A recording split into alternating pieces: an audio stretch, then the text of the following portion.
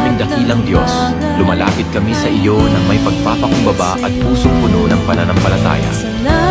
Itinataas namin sa iyo ang aming bansang Pilipinas at lahat ng mamamayan nito. Pagpalain mo po kami ng kapayapaan sa gitna ng mga pagsubok.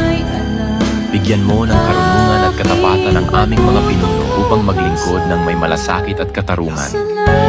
Ipagkaloob mo po sa amin ang pagkakaisa, pagmamahalan, at malasakit sa isa't isa upang mapanatili ang kapayapaan at kaunlaran. Panginoon, patatagin mo ang aming pananampalataya, lalo na sa panahon ng pagsubok. Palakasin mo ang aming loob upang hindi kami panghinaan ng pag-asa.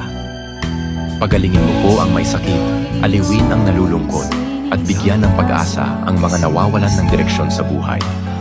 Panginoon, basbasan mo ang aming bayan ng saganang biyaya.